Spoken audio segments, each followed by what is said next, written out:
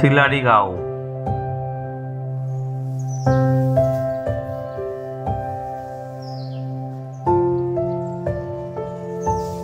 টিনের উপর দিয়ে যে পাহাড় দেখা যাচ্ছে সেটাই হলো কাঞ্চনজঙ্ঘা। সিলারিগাঁও সবেমাত্র পর্যটন শিল্প হিসেবে পশ্চিমবঙ্গের ম্যাপে জায়গা করে নিচ্ছে।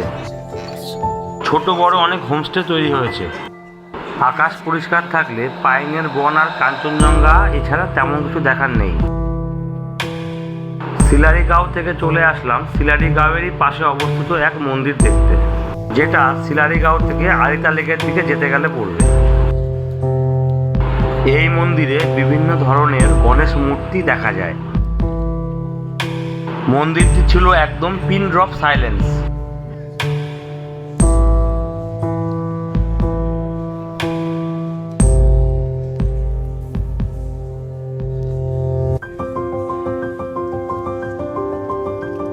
ওই যে নিচে একটা জলাশয় দেখা যাচ্ছে, ওটা হলো আরিতা লেক।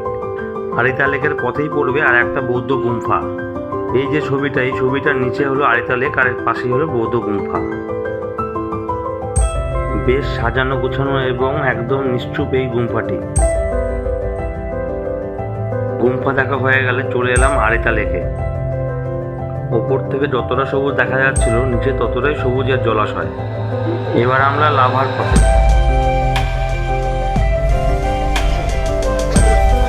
লাভা পৌঁছাতে প্রায় সন্ধ্যা হয়ে গেছিল। ওখানে গিয়ে একটা হোটেল খুঁজে নেওয়া হলো। জল ছিল বিভৎস ঠান্ডা, সঙ্গে চুটিয়ে চলল খুনছুটি।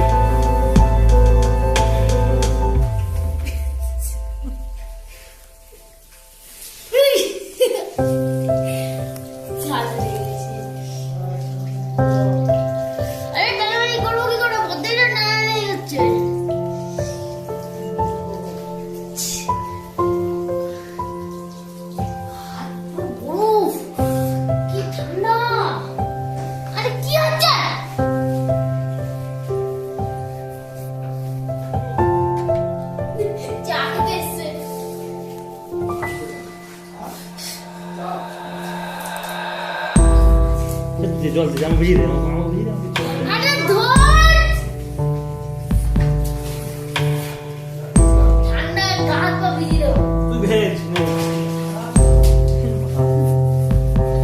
এই হলো লাভা রাত দুটোর ছবি।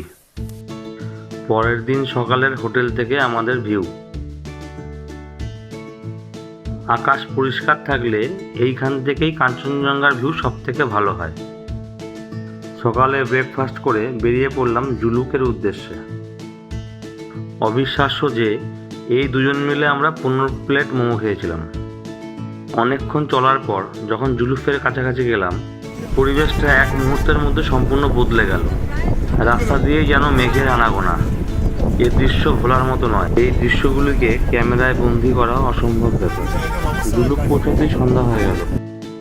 ওখানে একটা হোমস্টে দেখে আমরা রাত্রিবাস করলাম। এই হোমস্টে থেকে মেঘগুলোকে দেখে মনে হচ্ছিল যেন ঠিক ছাদের উপর দিয়ে উঠছে। একটা ঢিল মারলেই মেঘগুলোকে ছোঁয়া যাবে।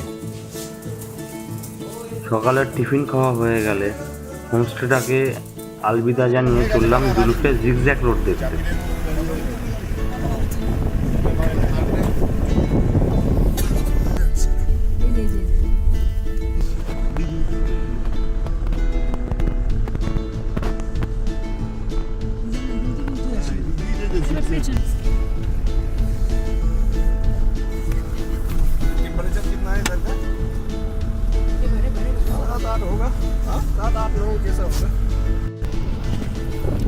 এই রোডটা ছবি আরো ওপর থেকে আরো ভালো লাগে। আরো অনেকগুলো ট্র্যাক দেখা যাবে তো, তখন আরো ভালো লাগে। তুই দেখতে পাচ্ছিস না এত সুন্দর সবাই দেখছে। তুই দেখতে পাচ্ছিস না কেন? আমরা যে যখন বামগিলা পৌঁছে না ছবি ওর একটা জায়গায় কেন সেই রাস্তাটা দেখছিলাম।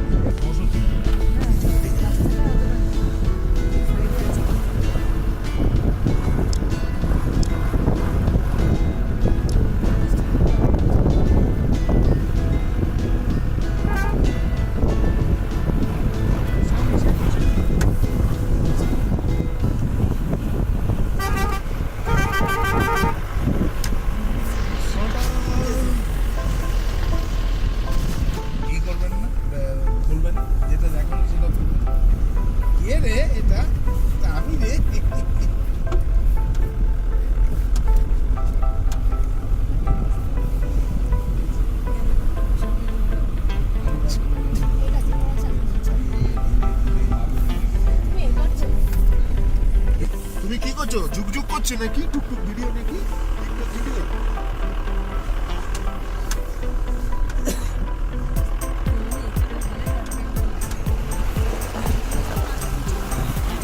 বরফগুলো এত সুন্দর পড়েছিল, দেখে মনে হচ্ছিল ভ্যানিলা আইসক্রিমের ওপরে চকো চিপস দেওয়া।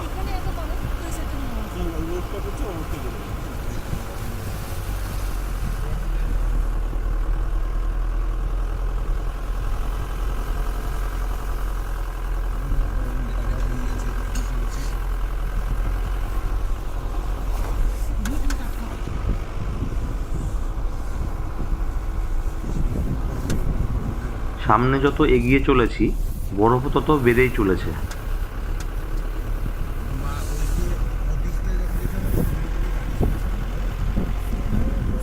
যেদিকে তাকাই শুধুই বরফ, আর এই বরফ দেখার আনন্দে আমার মনটা।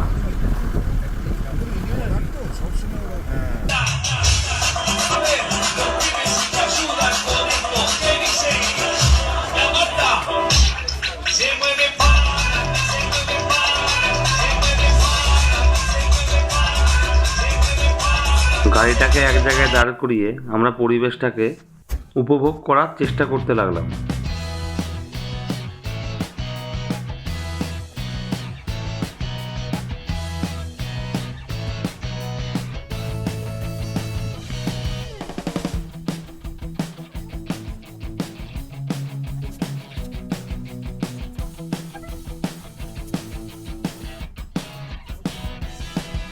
কিছুটা এগোতেই দেখলাম একটা ইয়র্ক বা চামড়ি গাই কুয়াতে আটকে দাঁড়িয়ে আছে, আর একটা চর্বি গাই সে হচ্ছে ঘাস খাওয়ার জন্য কিছুটা ঢালের উপরে দাঁড়িয়ে আছে। বরফের যা পরিস্থিতি তাতে মনে হয় গাড়িটা আর বেশি দূর সামনে এগোনো যাবে না। ঠিক তাই আর একটু সামনে গিয়ে গাড়িটা সম্পূর্ণ দাঁড়িয়ে গেল বরফের উপরে।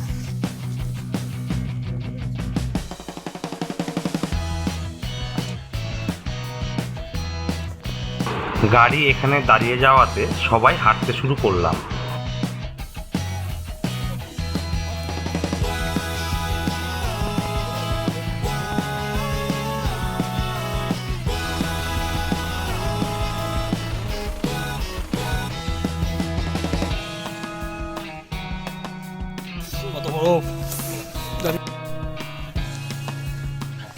এখন আমরা মেঘের মধ্যে দিয়ে হাঁটছি, চারিদিকে শুধুই মেঘ আর বরফ।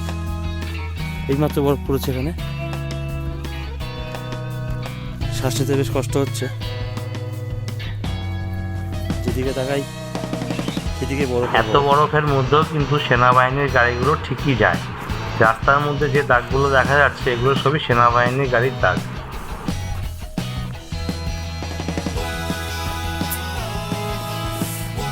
কোন নিচ চারিদিকেই বরফ। গাড়ি আগে আটকে গেছে।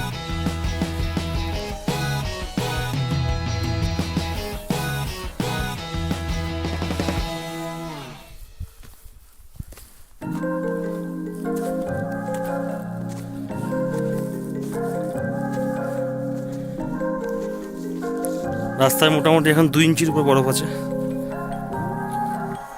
এই জায়গাগুলোতে, আর এই জায়গাগুলোতে 3.5-4 ইঞ্চি বরফ আছে।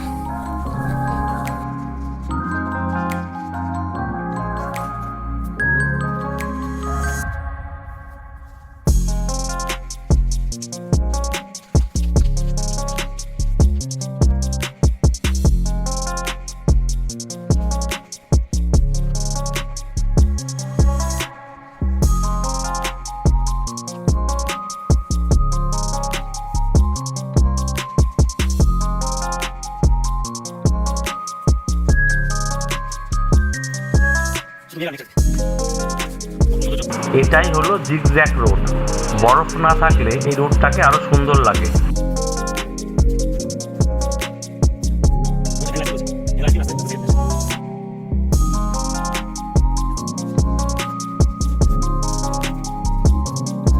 বরফের মধ্যে অনেক সময় কাটিয়ে এবার আমাদের ফিরে যাওয়ার পালা।